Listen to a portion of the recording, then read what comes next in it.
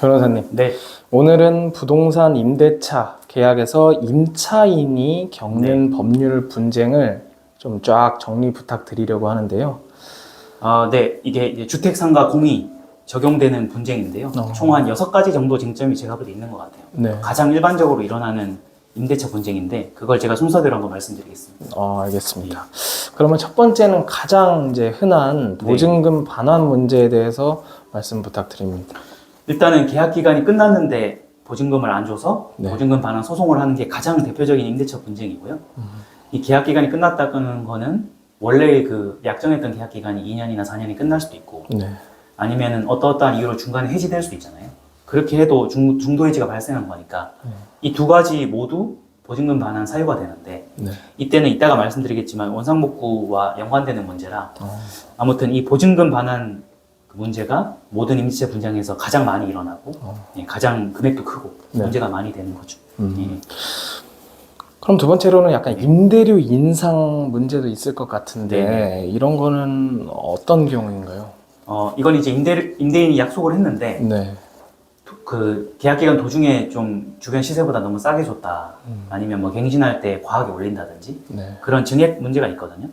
그래서 계약서에 정확하게 금액을 약속했다면 계약 도중에 강제로 올릴 수는 없어요. 그리고 갱신할 때 5%라는 상한이 있기 때문에 네.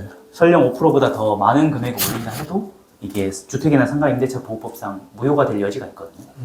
그래서 사실은 소송을 해보면 그 재판부 판단은 간결하고 명확한데 네. 다양한 이유로 이제 증액을 요청하고 그것 때문에 괜히 좀 싸우는 분들이 많이 있어서 아무튼 보증금 반환 다음에는 임대료 인상 문제가 많이 일어나는 것 같긴 해요. 그러면 또 이제 살다 보면 어쩔 수 없이 건물이나 뭐 집에 문제가 생길 수 있지 않습니까? 네네. 그래서 세 번째로는 이제 시설이나 유지 네. 보수 문제가 있을 것 같은데요. 네. 이 부분은 어떠한가요? 이거는 이제 주택보다 상가에서 조금 많이 일어나는데요. 네. 이제 건물 관리를 임대인이 해야 되는데 건물을 관리하지 않아서 뭐 예를 들어서 영업을 못 한다든지 이런 일이 있을 수 있잖아요. 물론 거주하던 임차인이 뭔가 관리를 소홀했으면 그 사람이 책임진 게 맞는데 건물이 오래돼서 건물 자체에 하자가 일어나는 경우 이럴 때는 이제 임대인이 수선 의무가 있거든요. 근데 그 임대인분이 뭐 친절하게 잘해주는 분도 많이 있지만 네. 시간을 끌거나 잘 안 해주는 분들도 많이 있어요. 신경을 안 쓰거나 이럴 때는 임차인 분들이 본인 비용으로 직접 한 다음에 그 수리비에 대해서 이제 소송을 하는 경우도 있는데 그걸 이제 필요비라고 하거든요. 네. 예, 그걸 이제 필요비 상환 청구 이슈가 발생하는 경우죠. 그럼 이제 네 번째 법률 분쟁으로는 이제 임대인의 뭐 부당한 퇴거 요구 이런 게 또 자주 있지 않습니까? 이거는 어떤 경우라고 볼 수 있을까요? 이것도 이제 주택보다 상가에서 좀 많은 것 같아요. 그러니까 보통은 계약 기간 도중에 나가라고 할 권리가 없는데 나가라고 하는 경우는 네. 건물을 이제 그 리모델링 하거나 재건축하려고 하는 임대인분들이 많이 있어요. 상가 임대인분들이 건물이 오래됐기 때문에.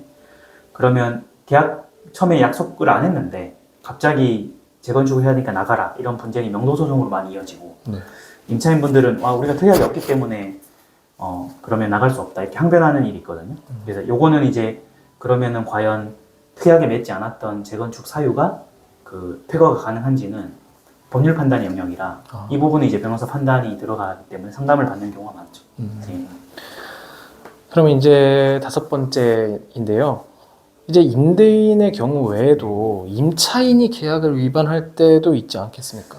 그렇죠. 지금까지 말씀드렸던 거는 주로 임대인 쪽에서 어떤 뭐 요청을 하거나 네. 소송을 하는 경우가 많은데 임차인이 이제 건물을 파손한다든지 관리를 소홀히 한 경우 이게 명백하게 이제 이건 또 주택보다 상가에서 많은데 네.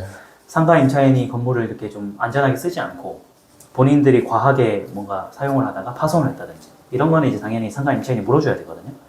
이럴 때는 이제 이게 심하면은 임대인 쪽에서 오히려 계약을 해지할 수 있고 그 건물에 입었던 손해를 청구할 수 있는 거기 때문에 네, 이럴 때는 이제 임차인 쪽에서 어떤 기책이 있고 임대인 쪽에서 소송을 하는 이런 경우가 빈번히 일어나는 거죠. 네. 이제 마지막으로는 아까 서두에 말씀해 주셨지만 원상복구 문제가 또 있습니다. 네네. 이 원상복구 문제에 대해서 정리 좀 부탁드리겠습니다. 이 원상복구도 주택보다는 상가에서 좀 많은데요. 원상복구의 그 어디까지 하는 게 원상복구냐 이게 이제 소송이 대표적으로 걸리는 부분이거든요. 근데 사실은 법률상 판례상 기준이 명확해요. 그래서 그 사람이 입주했던 당시대로만 해주는 게 원칙인데 네. 권리금을 이제 앞 임차인을 주고받는 경우에는 특약이 있으면 앞사람목까지 해주고 특약이 없으면 그냥 그 사람이 들어왔던 대로 해주면 되거든요. 네. 근데 상가 임대인 분들이 특약이 없는데도 앞사람목까지 해달라. 아니면은 뭐 최초 들어온 상태로 공실로 만들어놔라. 네. 이런 요청을 하는 경우가 많은데 근데 그거 가지고도 이제 소송이 많이 일어나는 영역 중에 하나인 거죠. 그럼 특약사항을 잘 살펴봐야겠네요. 그렇죠. 예. 원상복구는 특약이 중요한 거죠. 네. 이렇게 오늘 부동산 임대차 계약에서 맞닥뜨릴 수 있는 임차인의 대표적인 법률 분쟁들을 쫙 한번 정리를 해주셨는데요. 영상을 마무리하면서 좀 한 말씀 부탁드립니다. 그 오늘 말씀드렸던 6가지가 주택이나 상가 공이 대표적으로 일어나는 분쟁이에요. 네. 임대차 분쟁인데 거의 99%는 저희가 뭐 상담하거나 소송하면 거의 99%는 여기서 벗어나지 않아요. 근데 아주 예외적으로 이거와 뭐 무관한 쟁점이 있기도 한데 네. 오늘 말씀드렸던 6가지만 알고 있어도 어떤 식으로 분쟁이 일어나니까 어떻게 대비를 해야 되겠다 이런 이제 프로세스는 정리가 되는 거죠.